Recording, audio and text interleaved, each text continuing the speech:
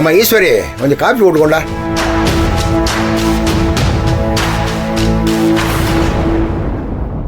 என்னம்மா, என்ன விஷயம்?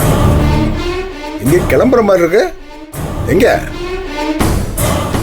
என்கிட்ட சொல்றதுனா சொல்லுங்க, இல்லைன்னா வேணாம். ஏய் நந்தினி,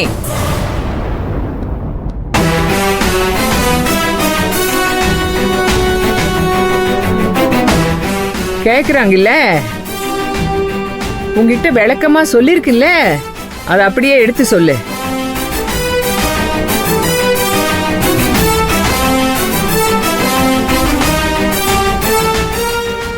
என்ன பேந்த முடிக்கிற, என்னன்னு சொல்லு.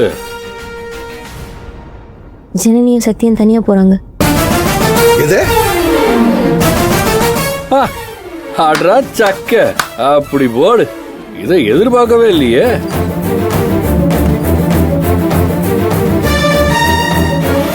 அண்ணா, இனி இந்த வீட்டுக்கு நல்ல காலம் தான். இப்படி நாள் பிடிச்சிருந்த தர்த்தரம் ஒட்டு மொத்தமா கிளம்பி போகுதுல. போட்டும் போட்டும், நாமளே போன்னு சொன்னப்ப இந்த அம்மா என்ன ஆட்டம் ஆடிச்சு. இப்ப என்ன? ஆமாண்டா, அவனுக்கு உரிமை இருக்கு, அது அவன் விட்டு கொடுக்க கூடாதுன்னு நினைச்சேன். ஆனா இனி ஒட்டாதுன்னு தெரிஞ்சு போச்சு. அவங்க உங்க கண் முன்னாடி இருந்தாலே உங்க மண்டைக்குள்ள அப்படியே கொதிக்குது. அவங்க தனியா போய் நிம்மதியா இருக்கட்டும். சரிம்மா, இப்ப என்ன? 2 பேர் வெளியே போறாங்க அதானே? 2 பேர் இல்ல, 3 பேரு. 3? அது யாரும் 3வது ஆளு? ஆமா, நானும் தான் கூட போறேன்.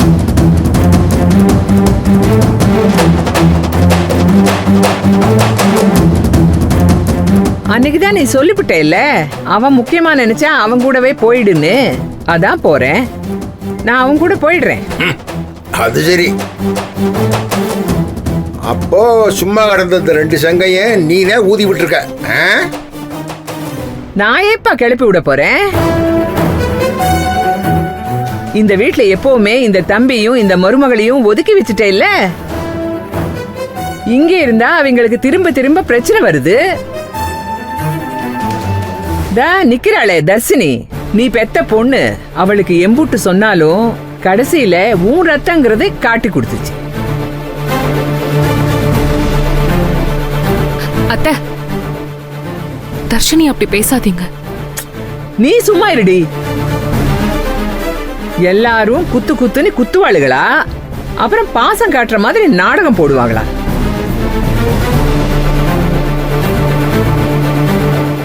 சத்துமாவு கொண்டாந்து கொடுத்து உடம்பு தேத்துறாங்களாம். அடேங்கப்பா, என்ன அக்கறை! நீங்களே குத்தி புண்ணாக்கிடுவீங்க, நீங்களே மறந்து போடுவீங்க இல்ல? என்ன கூத்து இதெல்லாம்!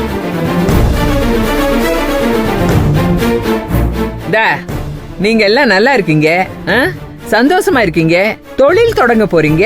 அவன் இங்க இருக்கிறதுனால தானே உங்களுக்கு பிரச்சனை. எல்லாருடைய கண்ணும் உறுத்துக்கிட்டு இருக்கு. அப்புறம் ஒட்டிக்கிட்டு இருக்கிறதுல என்ன இருக்கு? ஏமா, ஒதுங்கி இருக்கணும்னா இருக்கட்டும். யாரு இப்ப வேணாம்னது? உங்க இஷ்டத்துக்கு எதை வேணாலும் பண்ணிட்டு போங்க. சார், என்ன சார் இது? வீட்டில் ஒரு நல்ல விஷயம் நடக்கும் போது எதுக்கு சார் போகணும்? இல்லை தம்பி, நாம தான் நல்லதுன்னு நினைக்கிறான், அவங்க இப்படி நினைக்கல. சார், நீங்கள் என் கூட வாங்கல, கொஞ்சம் தனியாக பேசணும். வாங்க சார்.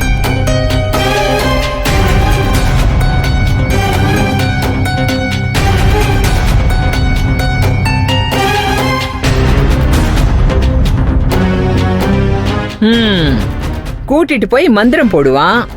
அதை கேட்டுக்கிட்டு இவன் வந்து உங்களுக்கு தூபம் போடுவான். மொத்த குடும்பமும் கேட்டுக்கிட்டு நல்லா சாமி ஆடுங்க. நாங்க போறப்பா.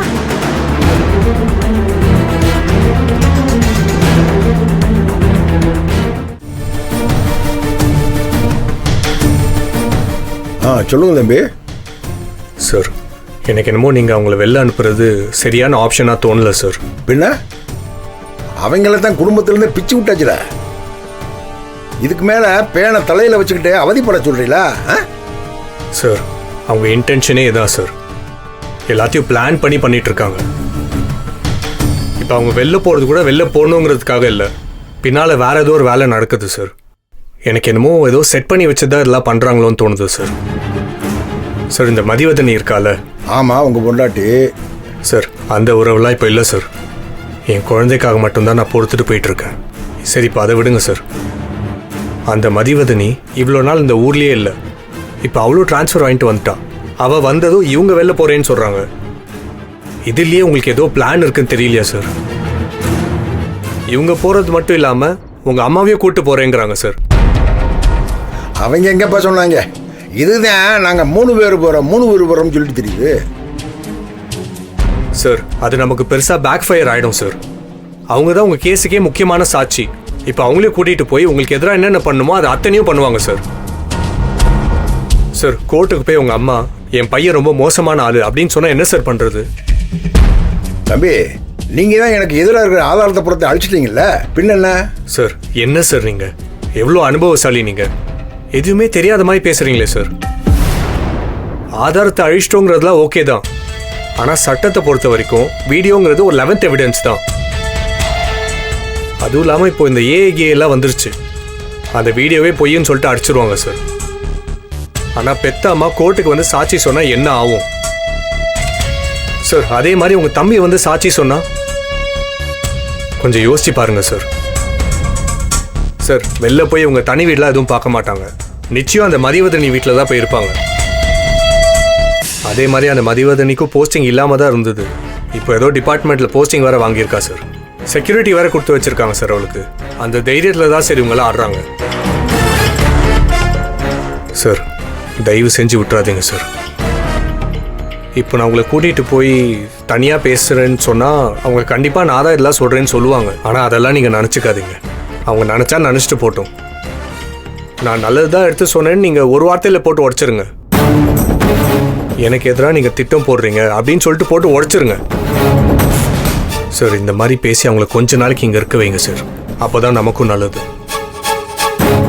தம்பி, வீட்டில் ஒரு நல்லது நடக்கிற போது இவங்களதுக்கு வீட்டில் வச்சுக்கிட்டு பூனையை மடியில் கட்டிக்கிட்டு சகனம் பார்த்த கதையாவில் இருக்கேன் சார். திறப்பு விழா பற்றிலாம் நீங்கள் கவலையப்படாதீங்க, அதெல்லாம் சூப்பராக நடக்கும். அதுக்கு நான் கேரண்டி. இப்போ அதை விட்டுருங்க சார். நமக்கு இந்த விஷயத்தை பொறுத்த வரைக்கும் கேஸை பற்றி மட்டும்தான் நம்ம யோசிக்கணும். இந்த வீட்டில் அவங்க இருக்கிற வரைக்கும் தான் நமக்கு ஒரு ஸ்ட்ராங்கான ஹோல்டு கிடைக்கும்.